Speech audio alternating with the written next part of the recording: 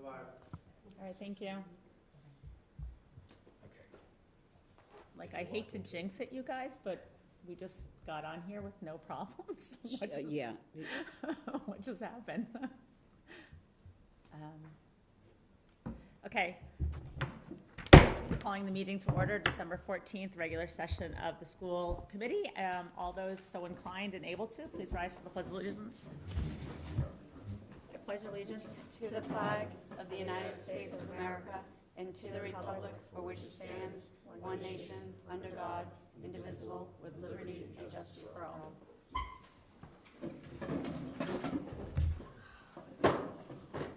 I think we don't have a for level learning tonight. We do not, but a field trip has been brought up that I wanted to bring to your attention, and Hadley Woodfin and Emily McDonald are presenting this field trip. They couldn't be here tonight, but this is an ADL convention in New York City. So they did write a little something that I'd like to share. It says, hello, we apologize for our absence from tonight's meeting. Together we advise ADL at Swampscott High School. This spring, March 4th through March 7th, ADL is hosting their annual Never Is Now conference in New York City. Our hope is to bring interested students in ADL to attend this conference. Never Is Now is the largest summit on anti-Semitism and hate. The summit brings together roughly 7,000 participants from over 40 countries. They welcome world leaders to come speak to attendees and help prepare students for the fight against hate, focusing on preparing different communities on how to respond to hate. Our hope as advisors is this is a life-changing trip for these students, connecting them with students from across the globe, providing them with once-in-a-lifetime opportunities, and returning home to Swampscott confident and ready to handle any unfortunate hate that comes our way. Sincerely, ADL advisors Emily McDonald and Hadley Woodfin, and attached is a field trip permission slip that has been signed by both Mr. Kohut and Dr. Bacon, but because it's an overnight trip, we bring it before the committee. Right here, you'll note it says grades 9 through 12, number of students, approximately 40, number of chaperones, 5 max, 1 parent volunteer, ADL Convention Never Is Now, New York City. And so, I mean, I wholeheartedly support this, but it is an overnight trip and wanted to bring it to your attention for approval. I'm just sad that they're not here, because I would like to say to them that how much I appreciate them taking this group Have they done more this? than ever. Done this before, right? This is the this. no, they have not Oh. gone. Hadley and Emily are a dynamic duo here at the high school, and if you caught any Twitter video of them on Halloween, they were driving a little student Jeep around as Talladega Nights dressed up. They really have upped the morale and culture around here. They're a force to be reckoned with, but this is their very first year being the ADL advisors. In the past, there have been other advisors, and so I'm impressed that they think they will get 40 students. And again, we didn't put vote requested. It should probably be under actions and votes as well, and that's my mistake. Yeah. But anytime there's an overnight field trip, it comes to you. So we can have, they're coming before us in January because of all the field hockey fundraising, and so we can talk to them at that time too. Yeah, we can just add the vote to the next Yep. agenda to just take the vote since it's not on this one. Can we just But we add can- it when we move it down and get this done so they can? Well, it's fine with me. Yeah, Okay. that would be great. I mean, I think it's great. I- Couldn't be more The opportune. timing is just perfect. And kudos to both educators who've taken this on. Is the ADL have 40 plus members? They had just, when I checked in with them, they had just had their initial meeting and initial interest, so I haven't had a chance to check in with them since and see if they've had a formal meeting and how many kids are coming. But remember, they did take a leadership group into town with Mr. Kohut and Mr. Kalishman to the big event that was happening, Yeah. and they had and we were the only school that had a representation of students with us. So they were the Only high offices. school. Yep, only high Right, school. yeah. Yep. That was very cool. So it was fantastic. All right, that's like a love of learning. In addition to that, also, a lot of our high schoolers are doing their band, jazz band, chorus, and art preview tonight. So, I mean, people should go out and see that. It started at 6, but it's running probably till 8-ish or so. But that's the other love of learning. Anyway, committee comments? Sam? All right, so a couple things. I don't know if you guys remember last year, but the ROC partnered with the senior class, and we did this teacher versus student basketball game, and it was a hit. We raised a lot of money. I think it was like a couple $1,000s at least.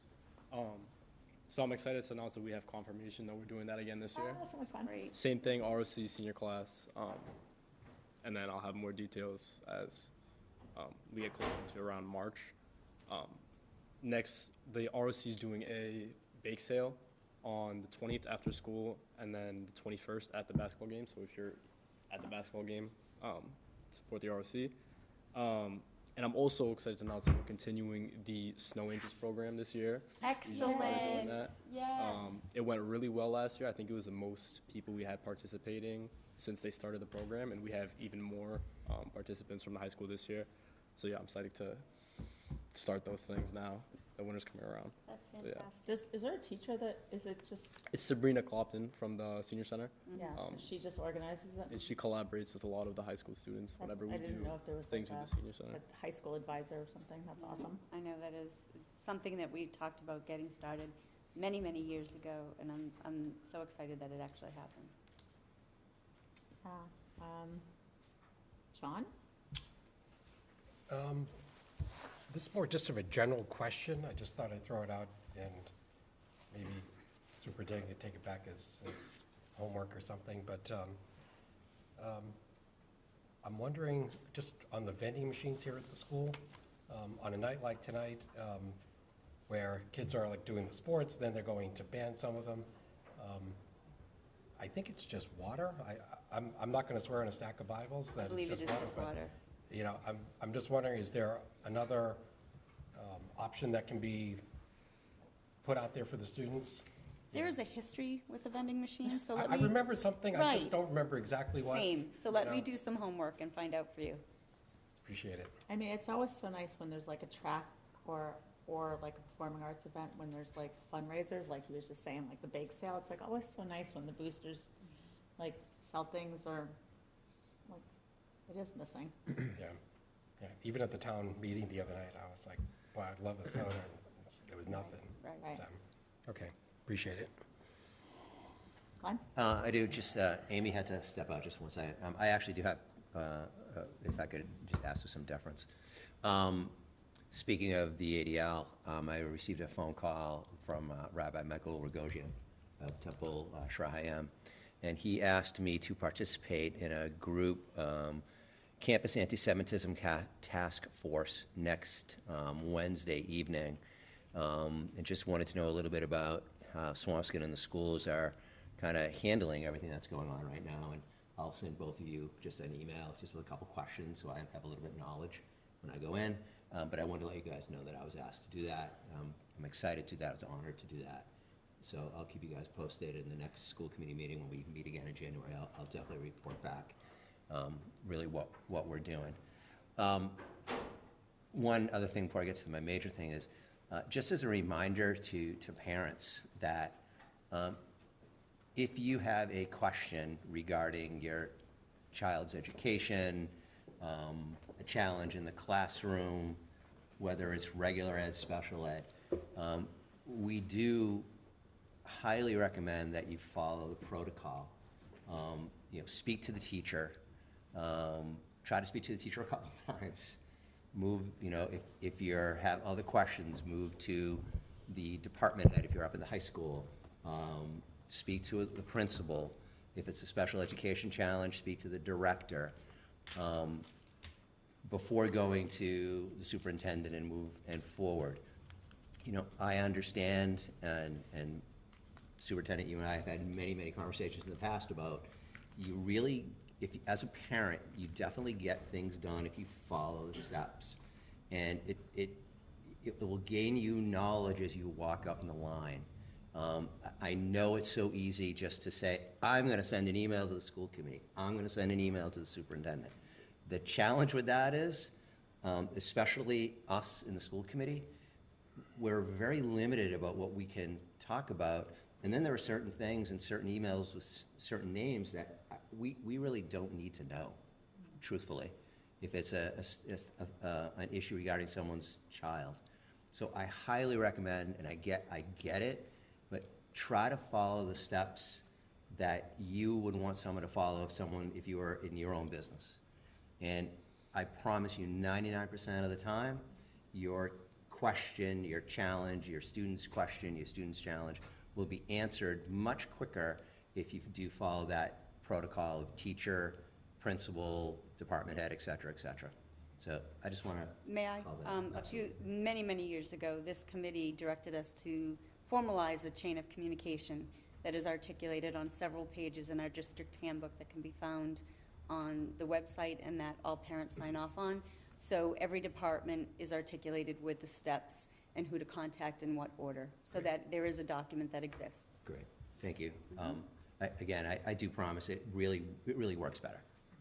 I will say, I think it's also incumbent upon us when we get those calls to say, I'm not the person.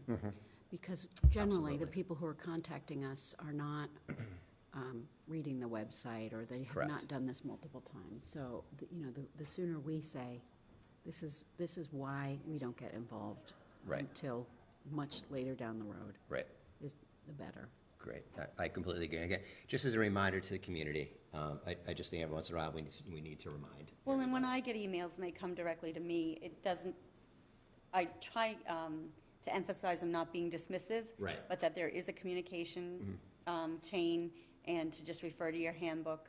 And it will eventually, if it needs to, get to my level. Right. But just to follow that chain of communication. Correct, exactly. I mean, if someone emails just us directly or you directly, you really have nothing to go on. You know, there's no background. At least if someone walks through the chain of command and it eventually ends up on the superintendent's desk, superintendent's going to have this information that you know that you can make a decision, even have a logical conversation. So I'll get off my box with that. Lastly, I do want to just take a couple minutes and say, and again, I did let Suzanne and Pam know that I did this.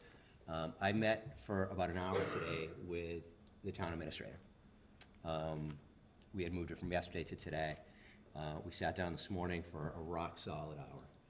And I will say that I came away, I think first and foremost, we agreed that we need to, as much as humanly possible, work as a team, as a unit. We also agreed that there are going to be some times that we agree to disagree, and that's okay. But I was very thankful that Mr. Fitzgerald gave me that time. We talked a lot about various topics, from gen ed to special education funding. I actually brought superintendent the FY24 cost of all special education schools. And you see some, and I can, for me personally, Sam, my son, went to Cotton. It's now $115,000. I believe when you and I were dealing with that, it was 70. That's not that long ago to have a nearly 30% increase. And if you look at some of the schools that a child may have to go to, is $300,000, $400,000, $500,000. So we talked a lot about that. We talked a lot about communication. We talked a lot about partnership. Again, I just want to say that I am appreciative that Sean gave me this opportunity. It was a really good back and forth, and I look forward to working together with everybody to try to solve a challenge that it's not only us on our side, and we definitely have a challenge for, let alone FY24, FY25, going down the road. It's not going to get any easier. But it was a really good conversation. I was really happy I went. I feel a little bit better about things that have been going on. Again, we agreed to disagree on a couple things, and that's perfectly fine. But I was glad I went. So that's just from me. It was a very good hour conversation on all fronts. So that's it for me. Super. Amy? Didn't miss your opportunity. I appreciate it. It's not often that my teenager actually calls and it tells me that she wants me to come to something, so I jump when she does. We're also conditioned. Right. I just, without belaboring too much, I was disappointed by how things went last week with the select board. But I think mostly what I'd like to say is that I would like sometime in the new year, if everybody else agrees, I think that it might behoove us to do a, have a workshop with just the members of the school committee as it relates to making sure that even in matters of disagreement, that we work well together, because I believe that, and we've all seen it, and it has not happened in at least a decade, that when the school committee is dysfunctional, the district becomes dysfunctional. And so I think that it's really important that we work together. I see the superintendent raising her eyes ever so slightly.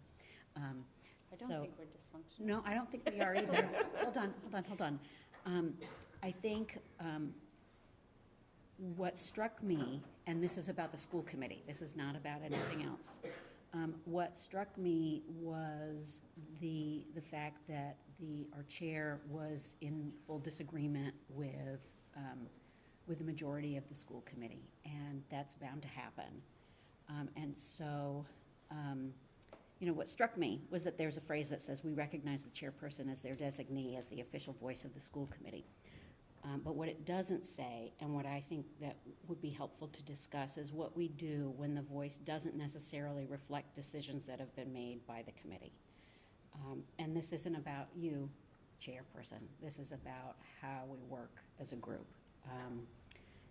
Because I know I was unsure about whether or not, when I called for a meeting, if that was okay.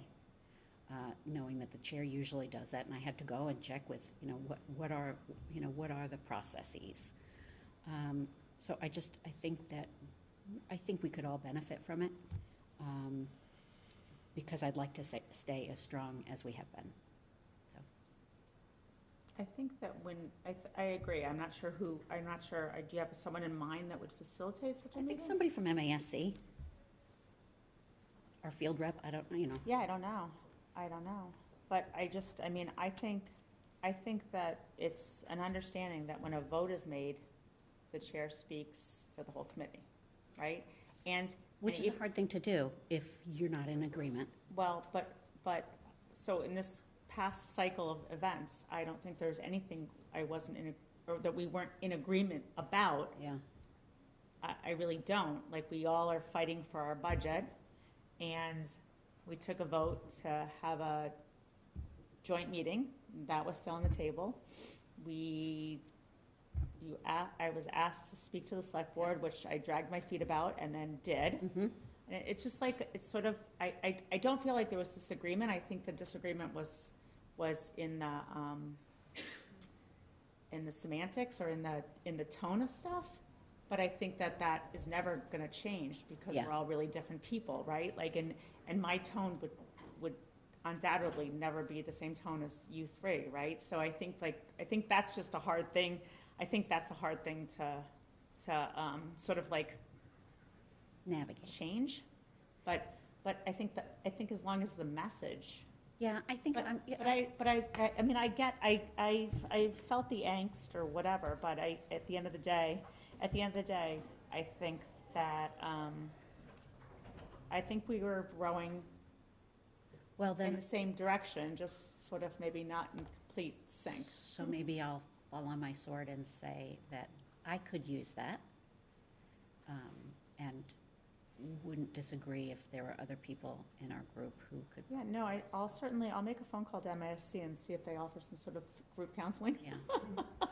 because we're a long way. I mean, Right. like I saw in one of the towns near us, one of the school committee members quoted as saying, "We need marriage counseling," and I don't think that we're there.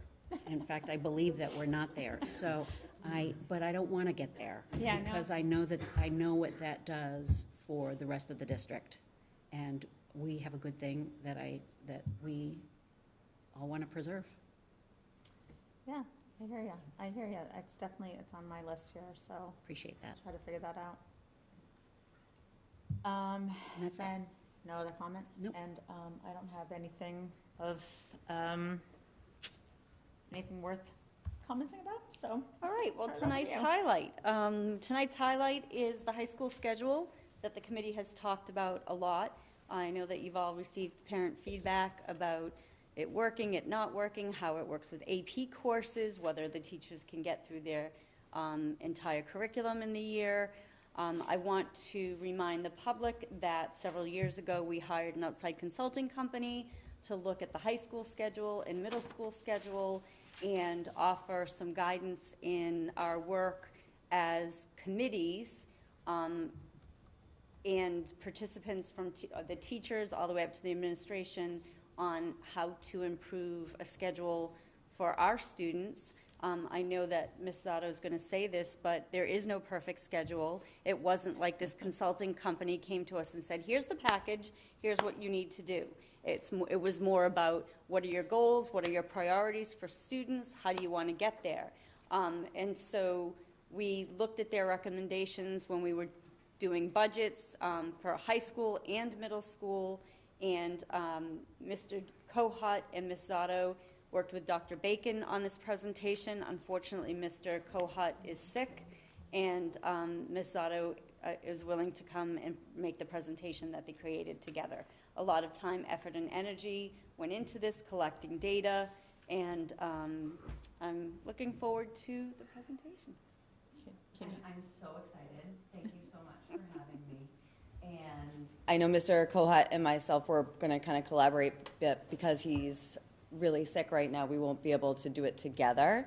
And I'm sorry, I apologize. I'm not as familiar with some of the slides, but I will be able to pretty much, I think, get through most of the presentation, except for maybe some of the teacher feedback I'm just not as familiar with because I haven't been here. But you were part of that scheduling committee for the high Yes. school at the time, right? Yes, and I cannot wait to speak about it. And I think I'm so grateful that you're all here, and thank you for being open and listening, because I think in kind of considering, and I'm just going to, as I'm talking, try to share my screen so you can see.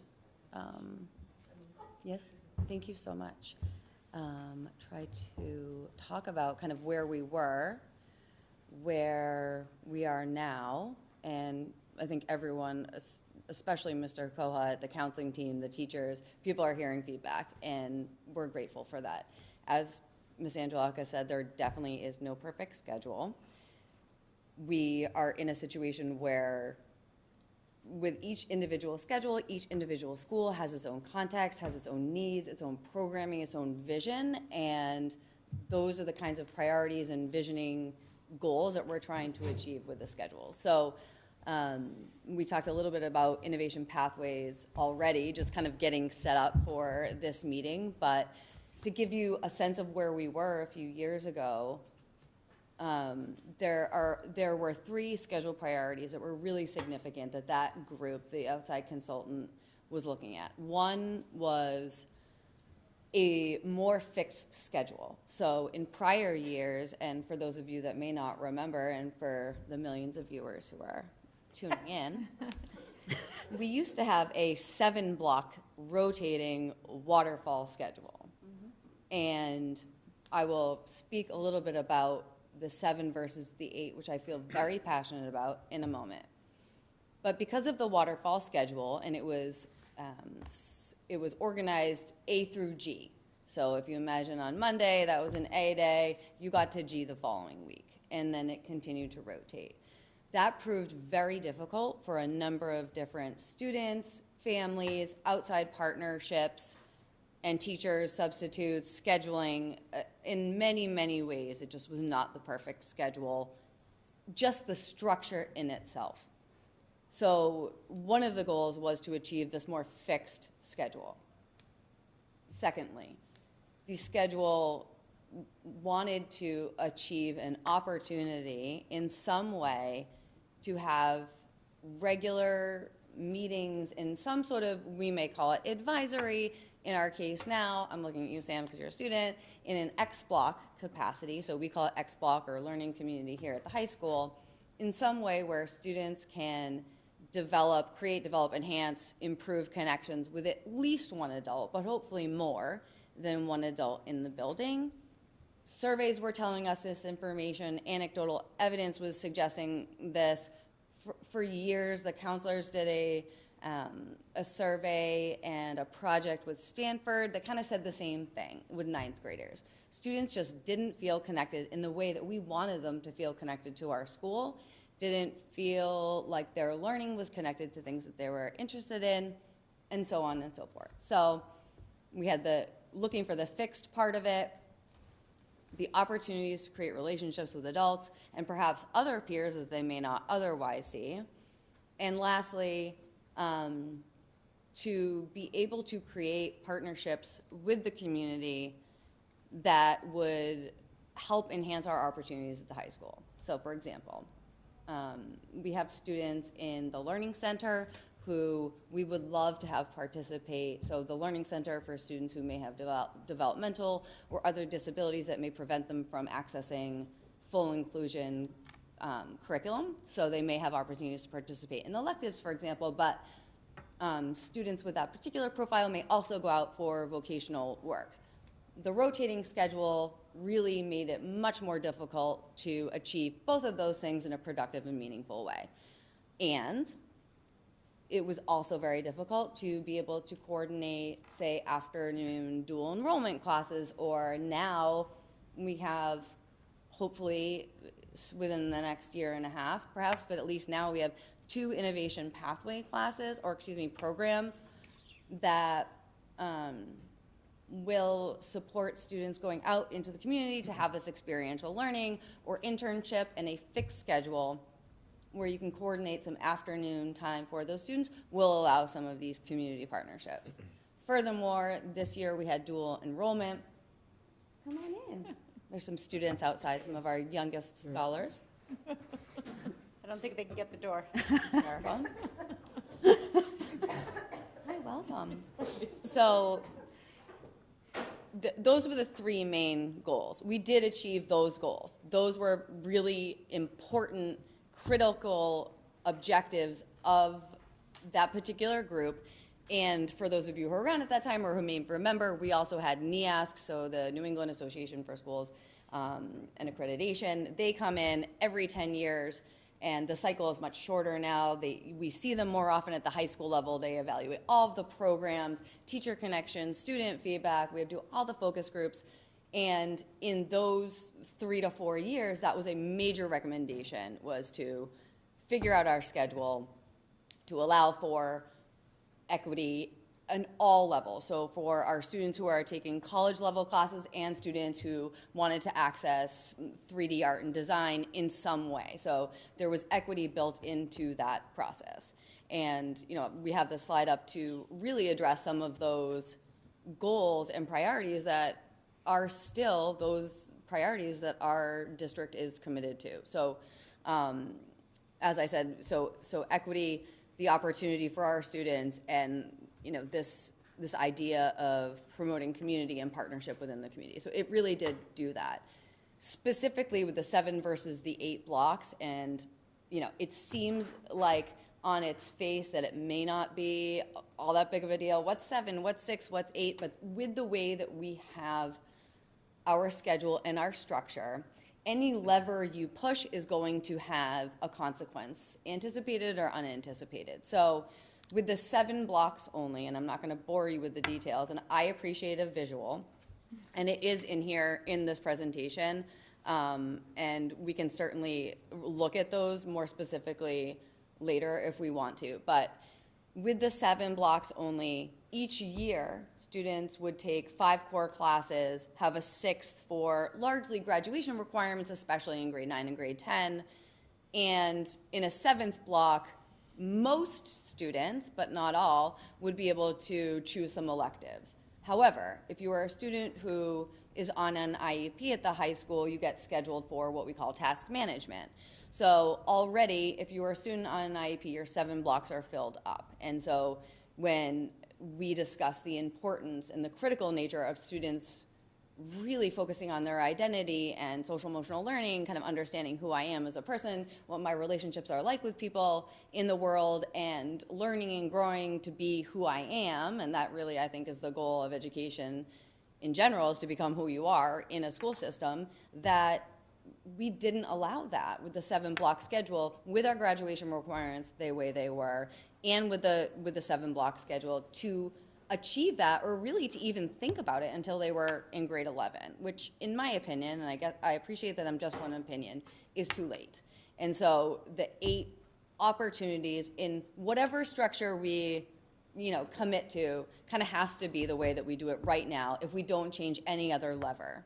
So, there's a teacher contract portion of it, there's a graduation requirement portion of it, and there's a scheduling portion of it. So, we, I think, as the collective, we as administrators and counselors and those who were able to participate on that scheduling committee, really feel like we did check those boxes with fidelity. And I feel really good about that. I do not think that we are far away from a really good schedule for our students. So I'm not going to totally bury the lead, but I think the idea is, and we kind of just already went over this, but the idea is, to make some tweaks and to not change everything, because part of the reason we didn't want to change everything, is because it's not a perfect schedule, and having this outside consultant in, the benefit for that was to take the recommendations off of the teachers, the administrators, the counselors, and really make it like an objective process. And there was a committee and I was part of that committee for years, that looked at a number of different schedules. We had teachers, counselors, those in special education, those not, elective teachers, core content teachers, administrators, and we met several different times. The finance director was on that group and arrived at this particular schedule as one that met our needs in the most optimal way. Other considerations for that 7-period one, I just really don't feel at all like we need to look backwards, but an additional consideration was, talking about dual enrollment, I connected with the director of counseling, Rachel Sturma, who also met with North Shore yesterday with Dr. Beacon. This year alone, we had 22 students taking a college level class here on campus. 40, I think she said 42 or 47 who had requested it. And over a third of those students will receive an A in that college level class. And that is my experience too, having students go off campus to take college level classes at North Shore, and this was a writing composition class, is that their achievement is at a high level. Those students are ready for it, and the fact that we can provide that on campus within our schedule is a huge benefit and advantage to our students. So I'm just putting that out there as a recent example of how our schedule is working for our student scholars. Certainly, as you know, budget, hiring, logistics is a consideration of all of these. I don't think I need to belabor the point. It's not news to you that the pandemic created a very urgent need for us to punctuate the idea of equity within our district and the way that we do everything. And our entire team at every school level is committed to our core commitment for community opportunity, respect, and equity, and we're working on that on a regular basis. So again, we can get into the nitty-gritty of it, but our proposed change, and definitely the idea, like in the spirit of kind of what you were saying before, Amy, is like we're partners, like we're all on the same team. I think we all want the same thing for our students, and we are very passionate about the student achievement and growth and success at whatever level that they're at. So of course, open to ideas, but just as like a kind of a general starting point, as a light lift, looking at further fixing the schedule to sort of, like, I don't know if any of you remember the middle school, but basically like every week looks the same. So that would be one major change, is every week is going to look the same. So instead of alternating A, B, A, B, A, B, every week, some teachers and students will see each other 3 times. In other situations, they would see each other only twice. So for example, maybe you do, a Monday is the day A, or is the Monday, but I'm using the AB language deliberately because we're all familiar with that. So Monday, day A, Tuesday, day B, Wednesday, you have no advisory and some version of all your classes. Thursday then again would look like day A, so the 1, 2, 3, 4, and Friday would be 5, 6, 7, 8. It does not have to happen in that order on the Wednesday. One of the things that's been critical for our students to be able to accomplish, also that I didn't mention earlier, is our Essex Tech partnership. So just as a reminder for our viewers and all of you friends, is that students go through the day, the early part of the day, blocks 1 and 2 and 5 and 6, with their core academics, so they can check off the boxes for their graduation requirements here in terms of academics, and then they get on their bus to go to Essex Tech and also participate in a technical program, graduate with credentials in both locations, which is an enormous benefit to our students as well for electrical engineering, for example, or plumbing, as example programs that have been offered before. So it's another reason to kind of fix the schedule. These scenarios are pretty identical except for the Wednesday versus the Friday. Obviously, again, in this situation, there's no perfect schedule, so just talking through it again with Rachel Sturma and Dr. Bacon yesterday, meeting with North Shore Community College. As you probably remember, many colleges in general offer the Monday, Wednesday, Tuesday, Thursday option. So in that scenario, that might be a consideration in the big thought bubble as we plan for, does it make sense to do a Wednesday or does it make sense to do all those classes on a Friday? In the Wednesday, I see a benefit, and teachers, I think, may agree that there's a benefit. You do the one day, the second day, we're all checking in, how are we doing, making progress and all that stuff, and then kind of going the same again. That's the one I've leaned to, but when you mentioned the Yeah. college Yeah. situation, that's a whole nother Whole other- consideration. See, that's immediately Right. what I thought, but again, I'm just coming from that world, is, I think if it works, obviously, for the professionals. Yep. And if you're a junior or senior, and I know a lot of, you don't want to start thinking that young, but it really starts getting them into the used to of, Yep. this is what your schedule is going to be post-graduation here. Yeah, I lean towards a Wednesday just Me too. because I think it's a middle point of the week, anybody having an issue. Right. But if we have to factor in that college schedule Right. for 40 kids, Right. kids that were interested Yep. in it, that's another consideration. Sure. Sorry to And it could, interrupt, but. no, not at all. Same. I think there's going to be a lot of considerations, a lot of pieces to think about in terms of scheduling. I was able to have a very brief conversation, and I wasn't able to get in touch with the person who's in charge of the schedule here, but in talking to one of the educators in the middle school who builds our schedule and manages our schedule, we kind of talked about this lunch idea, because I had said, well, okay, if you're scheduling every class in the Wednesday or the Friday or whatever, what does lunch look like? How do we do that? And that's something that we talked about. It doesn't have to be on the Wednesday or Friday, periods 1, 2, 3, 4, 5. We can organize it in whatever arrangement we want to best accommodate the lunch blocks, so as to reduce, instructional time at lunch or what have you. So I think there's pieces to work out there. Again, there's not a perfect schedule, but that seems like in one of those cases, the Wednesday or the Friday makes sense. But just wanted to put it out there that was discussed. So again, it's the same thing. It's just looking at it differently. And so in this case, obviously, just for simplicity, is 1, 2, 3, 4, 5, 6, 7, 8. You got the idea. Losing the advisory period, again, that's a consideration, but you would buy back some of the time, just the instructional time for teachers, and some of the feedback from the teachers is there's a difficulty for some managing the pacing of the curriculum, particularly in very dense curriculum like AP European history, for example. I can imagine there's a lot of reading and writing. Not every, as you know, not AP level course is going to look the same at all. So AP Calc is going to look very different than AP Biology or AP Psychology or AP Stats, for example. So it's not like one size fits all for AP, as you know, just like everything else, it all kind of depends. So you have to look at the big picture and really kind of think through that. So, but I do think without that advisory, you'd still have the ability to check in with teachers using the X block Monday, Tuesday. And I forget, I think the high school moved the LC to Monday, and I think it had originally been scheduled for Friday, so just friendly reminder, we call it X block for the high school, but one of those X block days, you can tell me, Sam, what's the day that they do LC? It's Monday. Yeah. Monday. Okay, so LC for learning community, where it's designed to have a particular curriculum, really focused on SEL, again, the core commitment. That's kind of the place where that happens in a more formal, organized way. And then the Tuesday, Wednesday, Thursday, Friday would be more X block. So that doesn't necessarily need to change, but you'd have one fewer day on the Wednesday, obviously, but you could still see a teacher during an X block, obviously, on a Tuesday, if there wasn't a Wednesday. And if you moved it to Friday, you'd still have Will 3 you days just of X block. explain that Monday one first? Sure.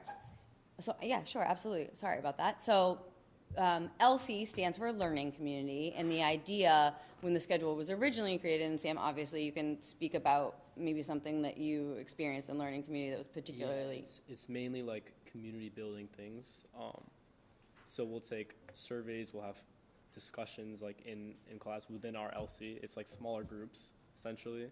And it just happens every Monday, and every Monday we have a different activity that we will participate in with our group LC advisory, whatever you want to call it.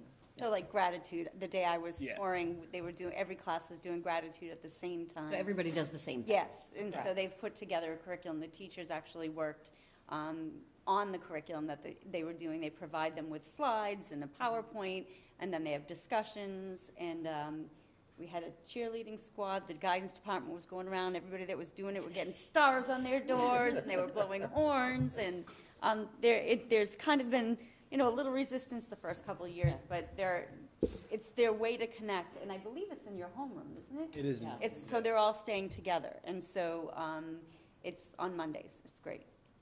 So again, this is like kind of going back to the idea of the priorities of the original conversation, is that there's community building that's intentional and strategic, and that everyone's kind of experiencing that same idea or activity on the same day. So like in an old-fashioned kind of school, that would be like Exactly a right. school assembly. Yeah, But now they're Yes. just doing it in small groups so they Right. can because it's connect a little with bit more teachers, powerful. Yeah, exactly. Connect with peers. Right, and they're probably, obviously when I walk in, it doesn't happen, but I imagine the sense being that they'll have more honest conversations. I would say it's more impactful, yes. Yeah, it's much more impactful, so they're making connections not only with their peers in that group, but with the adult in that classroom as well, so.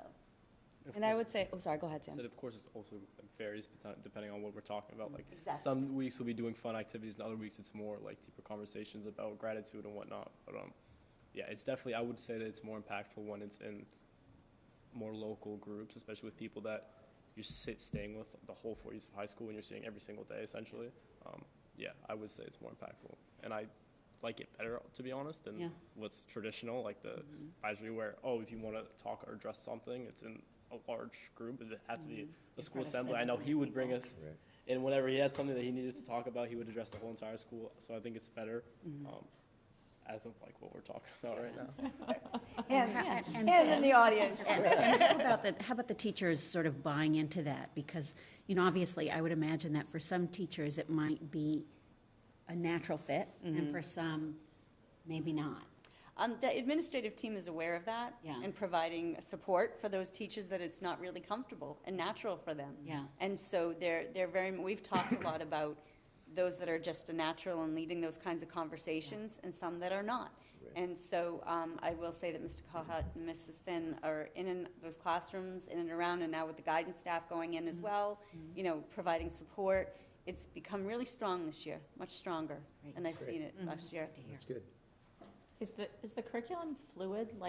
It sounds It's like, revisited every year, I every was just summer. thinking it's such a perfect opportunity, like when you're going to talk to the rabbi about Right. sort of ADL or Yeah. how the world, what's happening in the world right now is affecting us locally or whatever. Like, is that a Yes. topic that would just, like someone made It a is. curriculum and has a, YouTube video to show and discuss or something? You're exactly right, and actually, I'm so glad that you mentioned that, because I'm not sure I would have thought of it, but it's themed by month, and so my understanding, too, is even within this month and last month, I think we decided, because we're trying to do something similar in terms of each individual school main office sending out communication that lines up with the themes, so one of the ideas was intersectionality around identity. And I'm not familiar as much, obviously, with the high school LC curriculum, but it's intentional that it's connected to what's happening as part of the cycle of the school year. So, Sam, you might remember some of the themes, but I remember talking to Ms. Finn earlier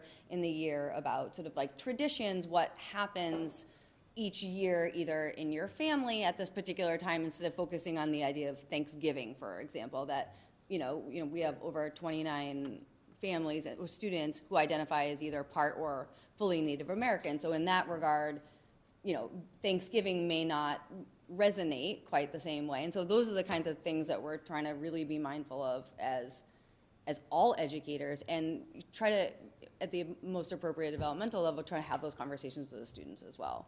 And, just as, not all teachers may be comfortable with some of the content right out of the gate, or the facility of having that conversation, I think they've really done a great job demonstrating, even when you try, you're still sending the message about the content, what's important to us as a community. And I think LC has done an excellent job at that. It's also provided opportunities for leadership. So there have been LC reps that come participate in evening events or help with things around the school. So even if we don't have an ADL member, for example, there are representatives from the classes in homeroom that don't have to be National Honor Society or someone that's been selected as an athletic leader, that it's an opportunity to be a leader, just a leader. I walked into classrooms where there were students leading the LC activity that day and doing a fabulous job. So in the schedule, so the proposed change, like if it was 4 classes, 8 classes, 4 and 4. Yeah. The Monday advisory would still be a learning community. Tuesday, Thursday, Friday would be X block. So that would be like the first thing in the morning or the last thing in the afternoon where they could get help. So it's the X block right now is built into the middle of the day. It happens at like 10:43 to 11:13 or something like that. It's a 30-minute, right? 30-minute chunk right in the middle of the day. 10:50 to 11:21. Yeah. Like I said, 10:50 to 11:21, something like that. I've only asked 100 times, so I can be where I'm supposed to be. And that's been really fun too, in terms of like community building. Again, going back to this idea of core, that it's everywhere. It is intentional by, all of us. That I don't know to what extent they're doing X mic with regularity this year, but the students, do you know what X mic is? The students really look forward to, and I'll let you explain it too. I would say X mic is basically, they know X mic. No, not all of them. Tell. It's an open mic basically, and so last year was really big, and I don't think it's been as big this year, but it's basically an open mic. They did it every Friday or every other Friday, and students would be open to like perform, or like there's a lot of students who I didn't even know played instruments. They went and like perform music. People would put on little skits, do like funny presentations, and it was all like lighthearted, but it was really fun. Is that taking place, so you could choose to go there for your X block? So yeah, you could schedule yourself to go to the auditorium, and then every week the team, the digital like team, they would put on a whole act for like X mic, and there's like a group I think that does it, but yeah, like every last year, it was like the whole school was going to X mic, and bands would perform at X mic. Yeah, Oh, that's I great. think it's happening once a month this year. once a month. Yeah, but last year was like Contact almost I think every other week, and I would say it would not be possible if that period was at the beginning of the day like it is in middle school. Right. Because one, like it's the beginning The of the day. energy, yeah. And two, you kind of like that period in the middle of the day, you have more time to kind of get acquainted with like the work you have and what you need to do. Great point. So yeah, I would definitely agree that it's better in the middle of the day than at the Great point. beginning. Thank you for your feedback. Thank you. So yeah, again, like this is like still an open discussion. I think though, hearing all the different feedback from the constituents, I think this is kind of the most accessible way to make changes in the short term without jeopardizing any of those other things that, as a community, we feel are so important. You had said something too, Amy. I'm trying to address some of the concerns. So my question was that, and this is solely based on my own experience or the experience of my child really, and how that impacted her last year, was that oftentimes parents will hear, well, they should come during X block. That, that would be a great thing, come during X block. And the good thing is that it makes it really incumbent, and you should chime in here, it makes it really incumbent on the students to follow up with and to get yourself in there.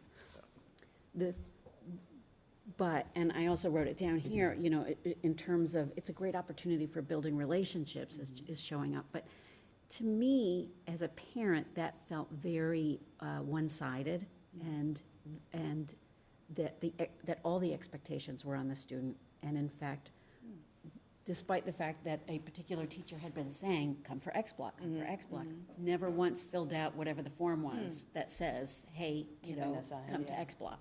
Okay. So, you know, I think that there was some hesitation in doing that for not wanting the kids to feel like they were in trouble. But I was like, but if you're doing it sort of consistently and people know that that's what the expectation is, then there isn't the thought of trouble. And I think also, you know, if you're also using it, it's just a way to get to know people better and have that adult relationship. You know, I think it's also important for us to think about the fact that these are kids who are coming out of COVID, No doubt. who do not have the same kinds of social skills that maybe kids at this age would have had 5 years ago, and aren't really just going to go sauntering Sure, into that yeah. teacher's, you know, looking for more, even if it isn't help, even if it's just connection. For sure, just showing up. So, so I think that's a long way of getting around to the question, which was also tied in with AP classes, because frankly, that's actually the only, as a school committee member, that's the only kind of questioning that I get are from people whose kids are in AP classes, and the sort of constant drumbeat that there's not enough time for those classes to get through the curriculum because of this. So my question was, has there ever been any thought about using X block specifically for, you know, for those classes, so that like every other Tuesday is your statistics X block class during, or, you know, I don't know, because I would also imagine that that would be a scheduling nightmare. Possibly. You know, but certainly it then gives dedicated time back into that time on learning, rather than it being sort of loose. You know, and I think, I chime in, yeah. So it definitely puts more like responsibility on the student to sign themselves up or whatever it may be if the teacher says that. But outside of LC, it's like almost a free time, but it's good because those AP students who need help in those classes, it's not gonna, I don't think, in my opinion, I don't think it would work if you have a designated set time that's like, oh, this is this AP class, because it varies from student to student. And of course, it's gonna depend on if that student is disciplined to like schedule themselves and go see their teachers and remember that they have to get work done that they don't have in class. But I think the reason why the system they have right now works for the most part, outside of the time that it takes away from curriculum, would be the availability for students to go see teachers for help. And I think not only for me, but for the majority of students who are taking not even AP classes, just honors classes, that is mainly what they use it for, is to go see teachers when they need extra help in classes, which is why I think it's effective. I mean, any of the times when I miss school, or even if I need to like go to the nurse during a period, whatever it may be, you have that time to go make up whatever it is from class, or even if you just have a question, you can go see a teacher, ask them a question. So I think it's really effective as of right now, but it definitely creates that kind of void for like, oh, the kids who don't really need to go see teachers, they aren't engaging with the students in their X block or LCs. It kind of creates like a void in their day where they're not really doing anything. But that's, I would say it's on a student to student basis. It's not really, like you can't address everyone in the school and say, oh, it's not working for everyone. Like it's working for certain groups, but others, it depends.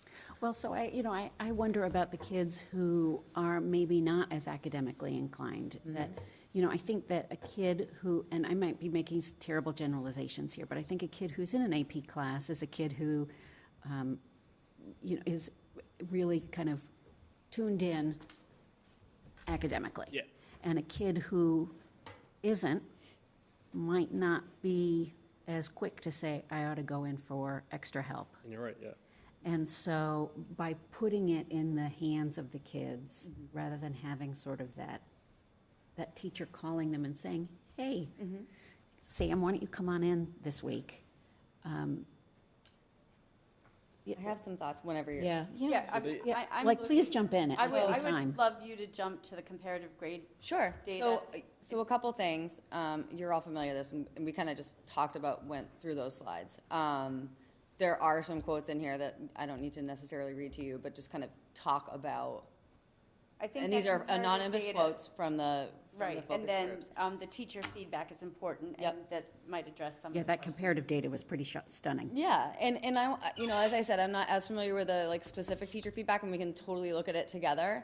A couple things I just want to say before we dive into the comparative data is, and I don't think on its own this is a schedule problem. The school invested in, as you know, I forget what it's called, enriching students software it's called. So both teachers and students can log in. And teachers, and I think like in the software it's called Claim. Teachers can go and claim a student. If I'm a math teacher, I say, Sam, I really need you to come to, we've got a test coming up. I saw the last assessment he had. He still needs to work on XYZ skills. I'm going to go through, I'm going to sign it. It sends him a note. His LC teacher can see that I've claimed Sam for my X block on whatever day. Similarly, Sam, and you make a great point, I'm not dismissing that whatsoever, that may or may not know that he needs to work on those skills. Should he decide he wants to go, he also can do that. And I want to say something after this about AP, because I also feel very strongly about advanced placement and kind of what is the overall purpose of us as a school offering advanced placement level classes. And I think we should have that as a little bit of a separate discussion, but it's related to the grades, the curriculum, the pacing, and kind of in the scores. So when we look at it, I always say there's 7 sides to every story, and including AP, the data tells a story, and we need to kind of look at the story. However, we have been looking at this data for years. We look at this particular information. When we say D and F list, what we mean is any student who has earned at least one D grade, so 60 to 69, or an F, and anywhere between, and I'm not sure what their grading is right now, between 0 or 50 to a 59, you get an F. So in 2018-19, before the pandemic, we had students failing at least one class, and there were a significant percentage of students who were failing more than one class at the end of the year. So those are the end of the year grades. Sorry, and I know I just talked about the NF list, but those are the end of the year grades. At the end of the year in 19, 67 students failed at least one class. So that's 9.4% of all of our students. And then 2023, at the end of last year, 5.9%. So there was a change. And then again, if you look at, to support that same idea, in 2019-20, and we appreciate that we're ending COVID, though, there was a 33% of students who had a D or F at the beginning of progress report. Okay, I'm sorry. So it would have been 19 in Q1. I'd venture to guess that didn't look like 33% of that year because we had a totally different grading policy, so it wouldn't make sense to look at it, but it does in this quarter. So just now, Q1 would have ended early November. Those percentages went down as well. So again, is it the schedule? Who knows? But it's the schedule right now on its own is not hurting final grades right now or our quarterly grades overall. Of course, there are many other pieces to it, but just kind of thinking about that. Ellie, can I just, Of course. before you move on, these are incredibly statistically important. These are pretty dramatic numbers. Yes, there's multiple things that go into it. I completely agree. But from a pure analytical point of view, these are very, very significant numbers.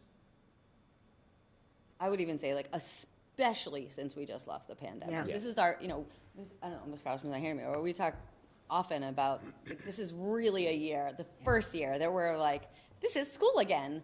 Right. Really, it feels so good, and that has not happened. And you bring up a good point. It's not just learning and achievement in the classroom as evidenced by grades. It's self-regulation, our ability to make connections with people, Right. the opportunities for leadership that may or may not have been available in school. So we are back at it, but I do think that, to your point, there is something here that is telling us. Can I ask a question as well? Just, you mentioned the word constituents a few minutes ago. So Yeah. Did that include talking to the students? Because it sounds like Sam has some good feedback here. Yeah. I mean, if you talked to students along the way to see Yeah, what they think of this and thing? yes, I'm so glad you said that. And I want to say, too, I think some of the students, you know this because you've had teenagers, and sometimes, I'm going to go out on a limb here, sometimes students hear something different than that has been said. So I'm not saying that's always happening, and I tend to believe what students tell me first because I'm a counselor, and I'm always like, yeah, tell me more. Let's hear it. I'm with you. I believe you. But in the case of I can't get through the curriculum, it's an AP level class. I think that, and you said something, Amy, in your email. Ms. O'Connor had sent an email earlier wanting to address some of that. Again, not every AP class is structured the same way. So some AP classes, for example, AP Psychology runs from the beginning of the year to the end of the year. In the example of AP Economics, it's kind of a full year's class crushed into a semester for macro and micro. Students, for years, have had the opportunity to really only take one or the other. And we haven't, as you know, the policy has largely been, for the last few years anyway, if you take the class, we kind of philosophically believe that you should close out the class with the exam.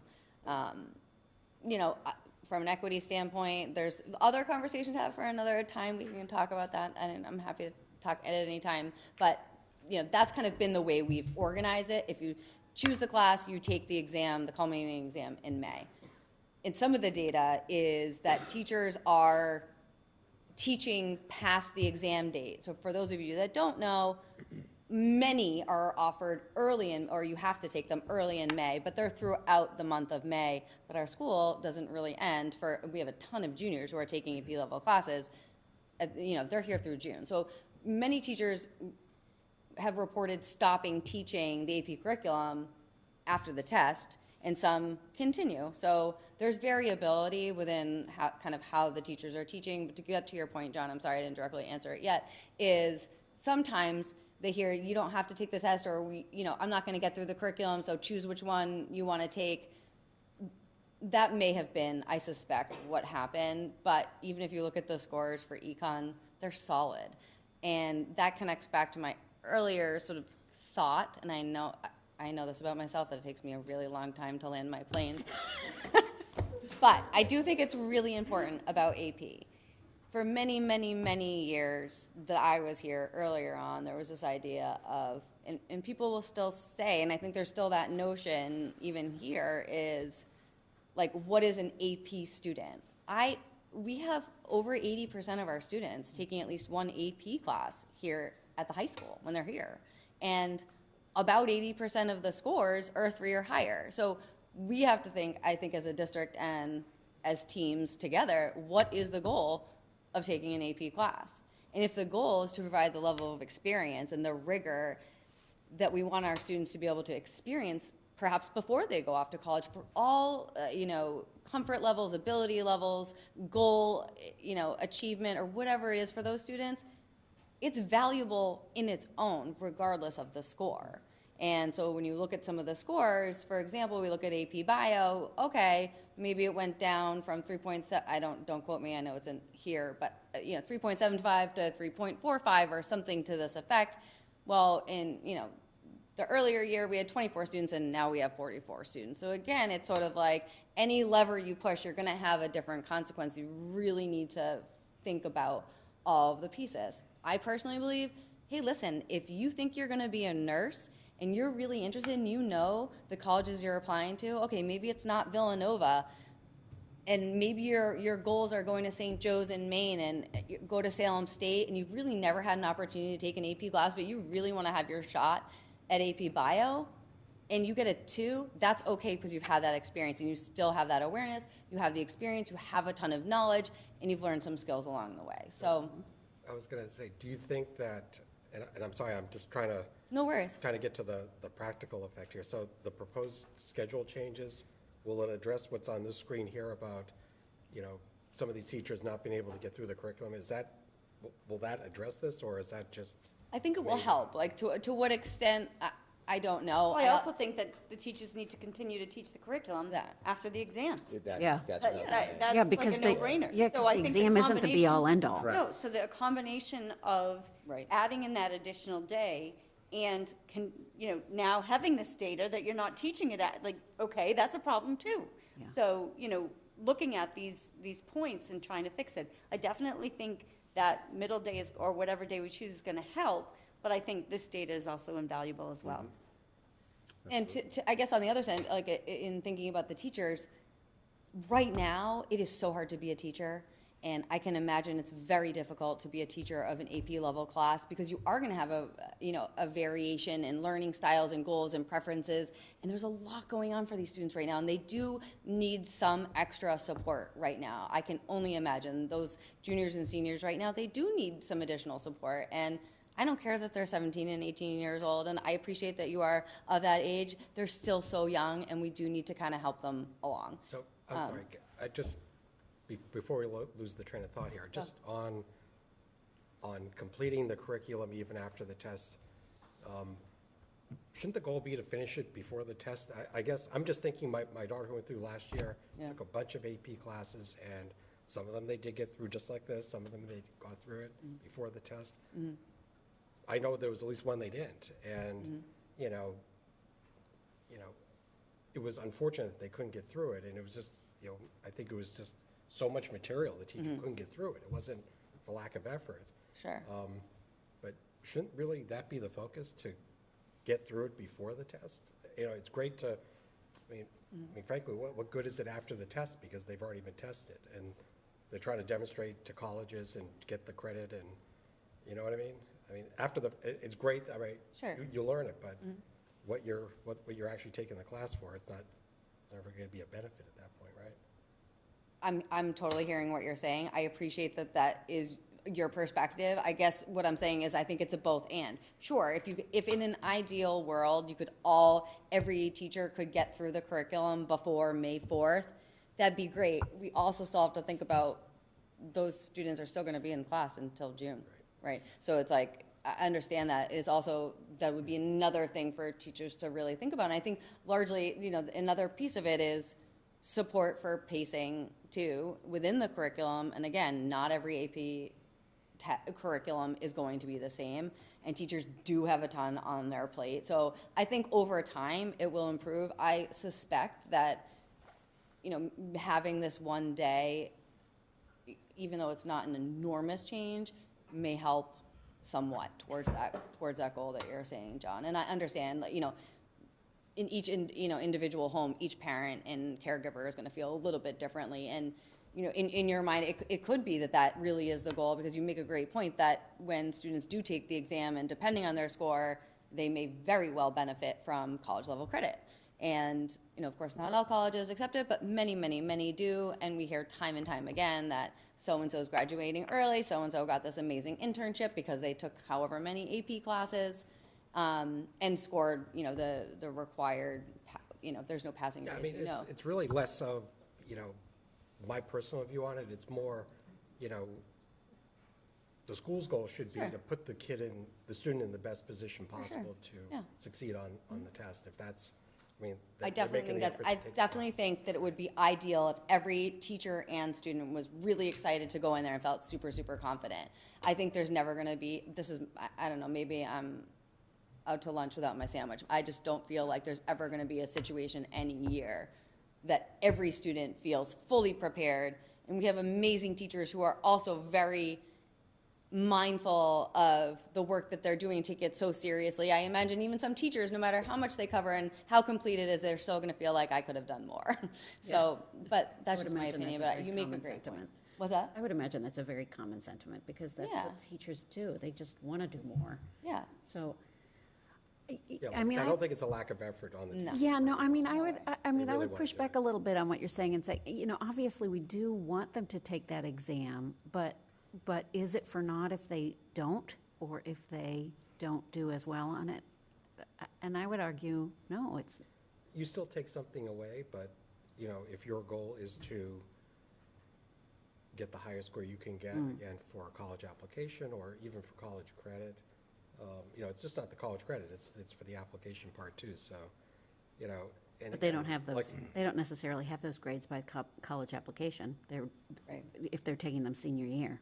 Right, the done. benefits a lot is also in, sorry, I didn't mean to interrupt you, Suzanne, is also in the application. Yeah. But I was also thinking, you know, maybe we revisit the policy of mandating the test, Well, I right? think- Because I do think there are kids that take it. I think financially, it's a lot better for a family to pay $92 and get 3 credits than $1,500 to get 3 credits, sure. right? So there are people that are taking it with that in mind, and I think, you know, you talk about the pacing and how important that is, but I also know when my kids took it and they were getting close to the end close to getting ready to take the test and they weren't done. I mean, the teacher handed them study guides for the next thing and groups went together and they worked, I mean, they worked on things together, like the kids that were really motivated to As do though they well were in in college. college, right? Yeah, But I think, exactly. Yes. I think there is that group of kids, right? And they should pay and they should take the test, right? But then there's this other kids, and then you should teach to the end of June, right? And then the teacher could give last year's AP test to everyone Yeah, as like The final. Yeah. the final, right? Like, because they have access to old tests, right? And, or something like that, so that there's a closure to the class, right? So everyone's sort of getting what the experiences of this big cumulative test, right? But the people, I mean, I guess I'm arguing for us to relook at I would agree with that, and I would also say that if we are requiring the test, that they take it, then we also have to require that they get through the curriculum. So perhaps. Or that the teacher. But perhaps if we're saying it is a holistic approach to this, and that it's more than just that test, that test then isn't required. I definitely think it's a really important conversation. to have. And also, I just lost my train of thought. It was a good one. Well, we have, there's definitely an equity part of that regarding financial implications, and I think that's part of the conversation too, So I in was- terms of policy. Right, so before I kind of ask Superintendent your opinion about what we're talking about, for a lot of families, before I even get there, to Amy's really good point, the students who are taking the AP exams potentially could be more motivated, and they could potentially get together as groups. My kids are the same thing, okay? And so they wanted to get that, and then from just a pure financial point of view, even one less class in college is $1 savings. Huge. And if someone takes 2 or 3 and they, manage to get a 4 or above, that's, you're talking now a half a semester. And whether the students continue to go for the entire 4 years, but now they have an opportunity to take other classes Exactly. that may spark something else inside of them, take a minor, Exactly. take a double major. Absolutely. So I certainly understand that it's not a perfect world, and in a perfect world, the test wouldn't be the first week in May. Yeah, totally. But I think it is important to have the exam available. I also think it's very important, you have to finish the year. Superintendent, have you heard any negative feedback about the exam in and of itself, of, the pacing, which obviously is fast-paced? Do you have any feedback, or have you heard anything that, what we could do better on an AP level as far as teaching it goes? I have not. Mr. Kohut would be better to speak to that, but I'm just curious. there's a few things here. There is teaching after the course. There is, after the AP exam, there is, reviewing, when we make this change to the schedule, getting that, pacing data again from teachers and taking a look, does that change things? And then there is looking at the policy. At the time that policy was made, that if you take an AP class, you take the exam, it seemed like the right thing to do. It doesn't seem like the right thing to do anymore, so I would love to revisit that. I also want to be mindful of everybody's time, that we're going on an hour, so if we could go to slide 25 and talk about the inconsistent pattern of changes in AP scores. I think this is an important slide too, so. I'm sorry, I don't see the numbers on my screen. Tell me which one you want me to go to. Okay, go to the one that says Oh. advanced placement This one. data, Yep, inconsistent, and This click on one. that link. You're- I think that would be interesting for the committee to see as Yep. well. I can't Thank you. read that, so. So there, Mr. Kohut had highlighted some fun ones. So just to orient you, up at the top is the subject, the score level. And so for those of you that don't know, AP tests are scored 1 to 5, 5 being the highest you can score. 3 is, generally speaking, not for all schools, but generally speaking, an acceptable score in terms of mastering content and skill. So, and again, every AP is different. So a 2D art and design skill level is going to look different than an AP language and composition junior year English class in terms of skill. So then we're looking at the 2019 scores, which were available in July of 2019, and then in July 2023 last summer, what the mean score is. So it's not an easy one to digest on that first one. Hold on, let me see if I can freeze these. No, I can't. I'm sorry, because it's not. Yeah, like that biology one is interesting. Yeah. So, here's art history, but this is the number of students taking it. So here's biology. And as we said, so here's the mean score in 2019, mean score last summer. So this past school year, the students finished. Again, there's double the amount of students taking the test in 2003, essentially, than 2019. And in speaking to one of the counselors today, we had a lot of students, again, in the situation that, overrode. We allow students to take really whatever class that they want, and also, have some conversation and some thought with the teacher that's making a recommendation for the next year. But at the end of the day, it's really up to the student to make a decision for their own goals. But And don't we want kids pushing of themselves? course, absolutely. So, you listen to the feedback from your teacher who's seen you the most recently, has a really good handle on you in the classroom and all of your skills, and still, be able to do what is important to you. So, that's definitely something to think about. We have 44 students taking that class. It is a very difficult class, of the most difficult, extremely dense in reading and digesting of a lot of high-level material. So Calc AB, it looks like roughly the same amount of students. So they didn't do as well, but this isn't making me panic or cause for alarm here. And maybe the teacher would feel differently about that, of course.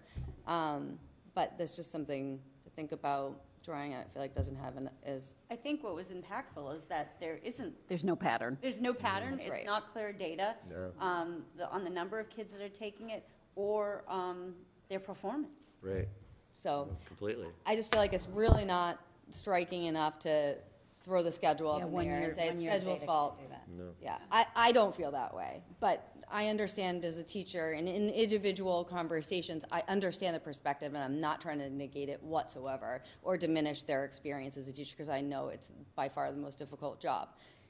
But I think that, the data and the student performance does factor into our conversation around the schedule. Well, I think it comes back to, this whole schedule conversation comes back to what you began with. What are our priorities as a district? What are the priorities as a high school? It was important coming out of the pandemic to make sure kids are connected to each other and to adults within the building. Is it impacting negatively everything that's going on with core academics? I don't think so. Is the LC important? From what I've seen, it is. Can we tighten procedures for kids signing up for X Block versus and teachers assigning kids to X Block? We absolutely can. Is there a change we can make to try to, because I've spoken to the high school and said, in my high school days, if I had this schedule without that extra touch, I wouldn't succeed. I would have needed that extra touch. So I'm really excited to see when changing the schedule, if this extra touch changes any of this information that they've put together for us, because this is a really comprehensive presentation, and I am incredibly grateful to Jean, to you, to Dennis, the work that went into this. But I think the idea of, what's that expression, and I don't even know if it's appropriate anymore, don't throw the baby out with the bathwater, I feel like the SEL that's been so important to our district and this core work and the connections of the kids and the feeling of belonging and the equity and the working of our subgroups to get them to take more advanced courses, all of that work fits with this schedule, which is why it was selected. Again, it's not gonna work for another district. They have to find out what's important to them and then build a schedule around that. But I think your willingness to hear Yeah. everybody's input and parents' experiences and school committee members as parents' experiences and kids' experiences and teachers' concerns, and then make slight changes can only make us better. Yeah, I mean, I think it only, what's great about this is that there is flexibility built into it that can, versus not, where you can't do anything and you have to make wholesale changes. Yeah. It's like there's good opportunity here. What I really liked about this presentation, especially when I was reading it before hearing you, was that, like, you begin right out by saying, you know, there's nothing perfect here, but it's based on what we find important. And then we lay out, I mean, I think the districts, you've done a really good job at laying out what's important. And so, like, hearing about the LC, that couldn't happen otherwise. Right. So, No, and it only, in the old days, Yeah. when I started, it only happened at the elementary level, where we were teaching to the whole child. Yeah. And we made that shift, and we're teaching to the whole child at middle school and at high school now. Yeah. And that's really an important part of creating contributing citizens that are going out Yeah. into the world. So, And I didn't even say, as my former role as counselor, but it also allows, without taking away instructional time, which was always so difficult for counselors to do, to have the opportunity to go have some of those lessons and the conversations about college and career in a way that doesn't disrupt the learning process has been incredibly helpful. And of course, to do like all school assemblies, that it's naturally fits in to everyone's life. So anyway. I can Thank just you for throw having one more, and I agree, this has been super informative, so thank you for the presentation. Sure. And just to pick up on something the superintendent said, I agree that, you know, we're kind of bespoke, we have to kind of build our own thing here, and I'm hearing that. And I asked the same question to Dr. Bacon whenever she's here, but you know, and again, you don't need to answer now, but I'm just throwing it out there, you know, as far as, you know, seeing what other districts do. I guess I'm thinking more on the AP than anything else, but see what they do that, you know, if they've been successful with, you know, their kind of, you know, process and successful outcomes, how they're doing it, and maybe just, you know, just getting feedback on that. So I'm just throwing that out as well. Yeah, sure. I mean, I think it would be interesting to see, Rachel Starman has access to the listserv too, of all the national North Shore regional directors, so she can certainly pull them too. They're always asking, the listserv's great, always asking questions about what's going on, what people are doing. So I think that's So, easy you know, enough to again, do. take what we're doing that's Yeah. working well and just, you know, For sure. complement it, you know, even better. Okay. Absolutely. I have one quick comment. I think that it's important that this year, you can relay this to Mr. Kohut, that all teachers that are teaching AP classes have their kids take the test, because I think that's a disservice. I think that's a disservice to the statistics Yeah. when we want to see what the numbers are. Like, if teachers don't want their kids to Right. take tests because they didn't get through the material, that's Right. an important data point, right? Yeah. But it's also, I mean, that can't happen again like it happened in the past. But I think like from you, I would ask for the leadership team here and the schedule people to sort of make a recommendation to the school committee about mandating tests. And maybe if there's a way to, you know, not mandate it, but to also culminate the year in a final test for everyone in the June timeframe, and a optional if you wanted to take the test. I think we should just figure out what sort of recommendation you can make, that, because I think we do hear that there needs to be a change. And I think another important data point that I would just love to see in a future presentation is what the time on learning looks like. Like, I know we count X blocks as time on learning, but I think we have to make sure that over a certain percentage of kids actually take advantage of that time on learning, because if they're not, it's like, to call that time on learning is disingenuous. Dr. Bacon and Agreed. Mr. Like, Kohut are all over that. Right. The other thing I want to say about that situation that happened last year, which I didn't find out about until afterwards, you mean That- the situation where they said, don't, that was against school committee policy. yeah. Right. And so I didn't find out about it until after it had passed. But, you know, no teacher should have the right to make that statement and not have them take the test. Because good, bad, or ugly, it skews our data. Correct. Right, Yeah. but, and- yeah, it's not fair to the kids. We're telling them they have to take No. it, and all of a sudden. And they've paid for And it. they pay for it, and That's they're not right. taking it. Right. And I'm just putting that out there so it's on the Yeah. record Yeah. that's not No. okay, or whatever. But anyway, the other 2 points, like the time on learning data, I think is Yeah. really important because. They have, Because we working have, on that, we yeah. have, you know, Well, we have to answer to Yeah. the No, higher Dr. body about Bacon time on works learning. very closely with Mr. Kohut. They recently shaved 5 minutes off of lunch in order to make up those minutes during the week. They're constantly shifting and looking at it and looking at how X block is used. We have to take better data of how many kids are actually Yeah, because taking advantage of it. I think I think we have to decide what the tipping point is, like 75% are taking advantage of it, so we can call it time on learning.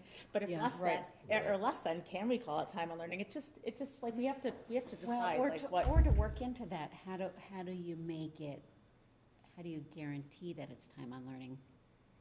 By perhaps having teachers pulling in rather than waiting for kids to show up. Right, but That's operational, Yeah. and we're on it. Awesome. That's what I like to hear. this is great. This was outstanding. this is Thank great. you so much. You're so welcome. Thank you so much for We've having me. been waiting for this, so this is good to Love- have. love- Thank you. Sam, Love when thank you you for come. contributing to it. It's so Thank nice No, to you hear were- from you students. were on the spot, and you're always so articulate Thank you. and so helpful, and we really appreciate having your voice here. Thank you. Thank you, Ms. Zotto. Would it be Thank okay if I went to the show? Absolutely. I didn't want to. You're dismissed. I know. Thank you. Thank you. Love having you Oh, come. so nice Yeah. to see you all. Thank you for having me.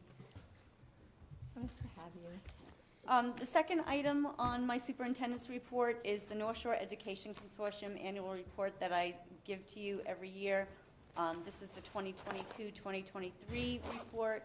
It is similarly formatted to each year. It talks about the various programs within the consortium. If you recall, I'm in maybe my 5th year of being chair of this board, and it's interesting when I am acting like a school committee member as a board member of this collaborative.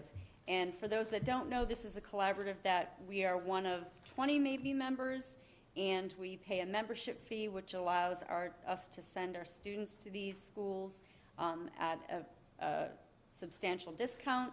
In addition, their costs are significantly lower than other day schools, and those can be found at the back on page 21. You can see comparatively member district daily rates versus non-member district daily rates, and they're significantly lower. The North Shore Education Consortium has come up recently as part of our budget conversation because I've said it in tri-chairs, and I'm not sure I've said it publicly, and I know Mrs. Wright referred to this in her public comment at the select board, that the Kevin O'Grady School that houses the most significantly disabled students that we send over to the consortium is facing a significant HVAC project, capital project, and they, like every other district, received an outside report in 2009 that was speaking to these concerns, and it has come to a very critical point right now where they're facing potential catastrophic failure. My heart breaks for them because, you've got 18 superintendents not wanting to look to have a special assessment on all of us and then have tuition increases because they all have their own HVAC issues. But the reality is, if this school were to close, how would we place these students? They have adult changing tables, they have adult lifts in this facility. And so we really are at a point a crossroads where we don't know what to do. So what I had shared, I think at the tri-chair, is that we were looking at an additional $100,000 assessment. I think as of this week, we've found a different way to assess because we're also going to assess the non-member districts. They're going to have to, their fees are going to increase as well. So it looks like our cost might be about $80,000, but on top of that, their tuition rates are going to have to go up significantly. The problem is, like every other building project, they put it out to bid. They got one bid, but the estimated cost of the project went up from last May when we voted on it by $4 million because there was only one bid. And, everybody's struggling with whether or not we do this. my heart of hearts, being chair of that board, I have said to those superintendents, this is about kids. We have to figure it out. And so even if they were to increase the cost of their rates, they're still going to be significantly lower if you look at this list. But my heart is breaking for this executive director, Francine Rosenberg. She's fantastic. But so these other superintendents have mentioned, mitigating strategies, and she said, we don't have electrical systems that will handle it. Oh, we know how that And feels. my heart breaks because I've been there over and over and over again. How many times have we had, God rest his soul, Danny Cahill go to his garage and find a fuse that would work at the Stanley School because the fuses weren't made anymore? So I say this because Fran, the executive director, does an outstanding job as the leader of this collaborative. And I think I have a bit more sensitivity because I've been through situations like this. And I know there's a lot of newer superintendents on the North Shore that just want us to help them figure out how to do it. The bottom line is we have to find the money. We have to find the money to keep the school open, to keep these kids at that school, or I don't know where we're going to send them, and it's going to cost us a heck of a lot more money. So, Can I ask you, just a question I don't know the answer to. The infrastructure, the actual building, who owns the building? the consortium. Consortium. And so they have looked, turned everything over. They partner with the Cummings Center. Right. In fact, they're relocating one of their programs to the Cummings Center. This particular school, because of the heavy equipment that is needed and necessary for Right. these significantly disabled students, it would not be effective to try to find another building. Is it, if they wanted to do, let's say like we did, so we wanted to build a new building, you go through the entire process, does the state get involved with them? And then who would even run? I was going to say, do they have MASC resources? Yeah, who would run that No, process? the MASC, problem with the MSBA. consortium, the MSBA, they don't have those resources. Right. They got no ESSER funds. Wow. They don't get any, so all of their revenue comes from tuition. They were not part of any of the funds that were distributed by COVID. What the Because state they went will, to the sending districts. exactly, what the state will say is you go to your sending district. But we didn't send them. I mean. No, they did an assessment a few years Oh, they back. did? It was a Okay. tiered assessment, it was nominal. But in order for them to get any of the COVID money, they had to come to their member districts and do an assessment. So it's a very small niche. Right. And so anyway, we had a Q&A session this morning for a while, just for the superintendents that were still struggling with this decision, which maybe I'm old, that it's about kids. I will find a way to do it. For me, it's not a question. We have to do it. Well, again, I'm going to go back to a meeting with the town administrator. We're going through the list of FY24 assessments. There's high six figures on there that if we can't send a child to the consortium, who built the building to begin with? Do you have any idea, how that was, who funded that building? Oh, I don't know. I don't. I mean, it's I'm essential. excuse me, one more time. I'm staggered that the state wouldn't step in. They have several buildings. They have buildings, they have programs in the Peabody schools. Right. They have buildings over there. This just happens to be the Kevin O'Grady School. Right. I mean, the executive director and the director of finance are sitting in offices that don't have heat right now. They're bundled up. I mean, I feel a little bit of PTSD experiencing what she is, especially when she's like, yeah, I can't put, air conditioners in the windows because the electrical systems won't handle it. So, long story short, we have a board meeting next Tuesday, and I hope for a positive vote that we just move forward with this. Is there any opportunity to bring in, I mean, I have to say, I'm shocked that it's as though they are a private school, but they are serving all public schools. But the burden of their revenue comes from those public schools. Right, but they don't get the additional dollars that other districts necessarily get, when it comes to things like the MSBA. And so I wonder if there's opportunity, not that I can even begin to solve the problems, but I wonder if there's opportunity to get local Fran reps involved. is the president of the Collaborative State Association. Yeah. And they're working with the state Oh, good. to make arguments about what they should be entitled to. Yeah. One of my dear friends is the executive director of the SEAM Collaborative in Stoneham. And so they work very, very closely together. But Fran happens to be the president this year of MOEC, it's called. And so they're working with the state to argue certain funds that they should be getting. Good. It's just, it breaks my heart. But we've already been there, and some of the newer superintendents are just there, so they don't kind of have the experience. But to me, it's an easy decision. However we have to fund it, we will fund it. They're also trying to look at that special assessment. If it is attached to students as tuition, could it be circuit breaker reimbursable? And that's where we landed this morning. Smart. And so we're working on that as well. Like, there's a lot of, several superintendents that were former directors of finance that are helping along, and we'll get there. So that's the annual report there. And I do know next, Ms. Stella has some budget updates for you. Ms. Stella, before you get started, just one more thing, if I could, just go back to a comment. I just want to send my condolences to the family of Mr. James Calick. Mr. Calick was a teacher up here for at least 20 years through multiple generations of students.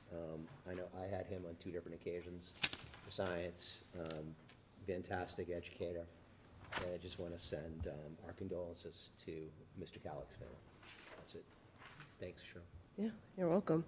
And actually, just to jump back to the topic that the superintendent was raising, something that has come to mind is, you know, if the district is faced with this assessment, it is an unexpected, unforeseen expense. And I do think it would be worth us approaching the town administrator to see if they would consider it a finance committee reserve fund eligible expense, because that's typically what that's there for. And this truly is something that, you know, it's a one-time assessment, totally unexpected. So if we end up going down, if it ends up going down that route, that is something I do think might be worth approaching with the town to help fund. And you said you're already having these conversations in the tri-chair, right? Awesome. I didn't have figures at our last tri-chair. We just happened to have a tri-chair meeting tomorrow morning. So just to update to the committee, I emailed this out to all of you, but the superintendent has finalized the numbers for the budget, and now we're working on putting together the budget book itself for the committee. In total, the school department budget is increasing 4.6% overall. Of that, 5.4% of that is special education. So in light of the kind of top section is a breakout of the bottom section. So if we, you know, break out the special education cost center, like the town administrator has kind of discussed funding that differently and thinking that as a separate aside. And you net out the 190 for the operating costs for the new school and the 200,000 for the additional mandated transportation, then we're actually increasing 2.4% for kind of what would be known and expected expenditure. So, you know, we've talked about this at length, but the areas with which we've been discussing that we knew were areas of concern, and we're going to create pressures on staying within the guideline. If you take those out of the bottom line, we are staying within the financial guideline. The 5.4% for special education, a lot of the efficiencies that we've seen in going through this zero-based budgeting process and really looking at every cost center, a lot of that was within support staff. And so the increases that we have in special education are actually being minimized from those staffing efficiencies, because it's all within that support staff that we're seeing it with the consolidated elementary school. And so that's why that percent increase for special education is not as high as you would anticipate. And the other thing that I've talked about before, but the general education bucket is going up 3.8%, a large part of that is the 200,000 for the mandated transportation, because that's where it sits. It sits within the general education budget. Conversely, the special education budget is seeing some cost savings because we're going to, as I mentioned, put some of the in-district van kids on the extra buses. So, you know, we have general ed going up, and then we're seeing some cost savings in special education because of that transportation increase. You'll notice that the administration bucket is going up 9%. The main driver of that is that we kind of changed the methodology on how we budget for non-union raises, and we're just moving them into a salary reserve, which is exactly what the town does as well, too. It's a much better way to kind of handle those types of things, as well as here in the district, lane changes, they can notify us in February that they have completed their work for a lane change, and our budget's done, closed. And so we have to build a buffer in for those lane changes, so they sit in that salary reserve line as well, too. It's kind of similar to health insurance for the town, where we have to kind of build a contingency in. Is that a contractual thing that they can tell us in February? Yes. So is that something we should consider? Yes, so I mentioned that as it I'm would, sure we're going to be going into negotiations again sometime soon. it would be great Oh, if we yes, could we are. change that.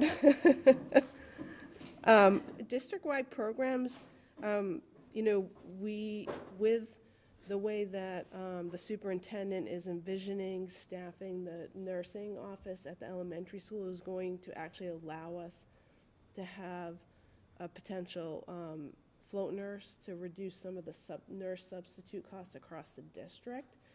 So that we're seeing that's why that cost center is going down. You know, we've talked about facilities a lot. That's going up because of the new school. And our projected circuit breaker as well for next year is going up, so that's also helping to offset some of the special education costs. So I know this is just a high-level summary. This wasn't meant to be a presentation, really just want to get this information out there to the committee now, so you can start digesting it, and then hope to have the full budget book out to all of you before the holidays. I confess, I'm not following along with one piece of this. So on the top half, where we have that total at 4.3% growth, do you see where I am? Yes. And then below that, we have roughly $400,000 of budgeted growth for operations and busing. So that still brings us to a two. So this 2.4% that we're looking at below, is that as low as it is because we're also netting out the special ed? Correct. Okay, because I look at that and I think, how is it with $400,000? Yeah, no, that we're yeah, ending so up with- like this top section at the 4.3, you can see there's no special education cost center in there. Okay, So that's already, you know, so it's in there, we're just not seeing it. right, it's in the 4.6, your 4.6 is your total percent increase. Like, there's only 4 cost centers up top, but there's 5 cost centers down below. Right. Because of the conversations we've had with the town administrator about taking that out separately. So, okay, so, yeah, you know, I think in the end, what I look at this is, you know, is, in some ways, it's just sort of the marketing of this, and how, if somebody looks at it at a glance, I would imagine, they would say, oh my God, 9.1%, that's, you know, that's administration, so, you know, how much does the superintendent and her staff get paid? And, oh my God, district-wide programs, they're being cut, you know, why is that? So I just think that this just sort of speaks to the importance of, The narrative. yeah, and all of all of the stars, the asterisks that are important here. That will all be part of the budget book. Okay. This was just for school committee. Yeah. I'm sorry, No. bad timing with my mint. But we will articulate that. I think it was important, too, to share this with us, right? Yes. Because we need to go to Tri-Chair tomorrow, and we need to sort of be able to share those bullets with them, right? Because to your point, just like that, you look at it and you're like, wait a second, what? There's cuts that can be made I here. think the piece of this that troubles me without really digging into the numbers below is that the budget growth, excluding special ed, but including $400,000 of operating costs, is in fact 2.4%, so sort of right on target. So how do we, so that leads me to say, well, what are we cutting from? No, No. you're subtracting those operating costs and subtracting those transportation costs. Like the So the 400,000 three isn't in buckets, the, special education, transportation, and the new school operating costs, we're told, we have been discussing taking out of the town guidance. So that 400,000 isn't in there, you're subtracting that. Okay, so the 2.4%, the 2.4% growth is excluding, Yes. Yes, okay, I feel better now. yes. So with, and then to think of it the other way, that line above where it says total at 4.3 has those included. Okay, So when you include the operating costs and the transportation costs, but don't, like, again, put special education in its own bucket, we're at 4.3. We only get to the guideline if we say, okay, That has, special education is in its separate bucket, and these additional operating costs are funded some other way. yeah, at least for now. right. For now, right, yep. Have we always called out special education as its own budget line item? We the haven't. cost center. It's always been a haven't. cost. Oh, it's always been a cost center. Okay, great. Yeah. Yeah, Thank you. First, again, this is a first blush. The numbers are what the numbers are. I always, superintendent for a very long time, I get a little wonked out by not just presenting one number. I understand we can't do that. I have the full faith in you guys as you go to tri-chair to explain some of the numbers that are here. And I think this is a good first look for us to kind of digest, and I know I appreciate the work that's going into, not only with you guys doing it, but you go into tri-chair and all that. I still want to reiterate what I think both Amy and I and John said Karen said last week. I definitely would love to have a meeting with all three boards, finance committee, select board, and us, an open forum to have just a meaningful conversation about our budget. Well, not just about our budget, I'll add. I think that's an important piece of it, but I think the other piece is that we sort of, every year, as we talk about this 2.2% plus new growth, that just sort of rolls forward, and I'd like some, just, if we could talk about what that is and how they come to that, and if they're staying with that, and when those decisions are made, so that it's not like, oh, well, it's already been made, it's behind us again.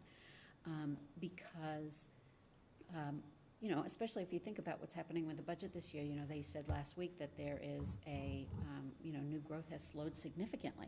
70%. So what does that mean for the district going forward? Does that mean that, we should begin to count on significantly less money? And does new growth mean that the kids who are here get less, or lack of new growth mean that they get less? So, I want to be able to have a conversation about the policy, and just to really understand it. I know that Mr. Grishman in the past, and, this is going back 2 years already, has said, I think I questioned at one point having an override, and, he said, look, it's not even, you don't have to have an override if you're not even taxing it at the 2.5. Yeah. So just kind of the schools are, what, 65-70% of the town budget? Yeah, Maybe I more? think like 68, when you build in everything So, on there. I think that it would be, I think it's incumbent on us to talk about not a this year's budget, but budgets broadly, and what's, you know, what's been eaten away at, and, you know, where we want to be 5 years from now. Right, if I could, that is one of the things that the town administrator and I just touched upon was, what does this look like going forward? And again, not 24, 25, but 26, 27, 28. And I think we're all smart minds, and I would, again, that's why it's so important for us to have this round table to learn from each other. You know, this is the, you know, the sticking points we have as not only a committee, but from a community point of view. You know, let alone just other things that are gonna come down the pike on both the town and the school side, whether it's an increase in mental health, and we have to put more dollars into mental health, which we have. The district's put a ton of money into mental health services. And I really think it would be just a great thing to do. I'm just hopeful that I think everyone brings something to the table, and I know Susanna and I have had this conversation, and I think the more conversations we have, the better understanding we're all gonna have. We may agree to disagree, but I think at least this is a great start point, and I appreciate just seeing these numbers at this early date. It's really good. Thank you both very much.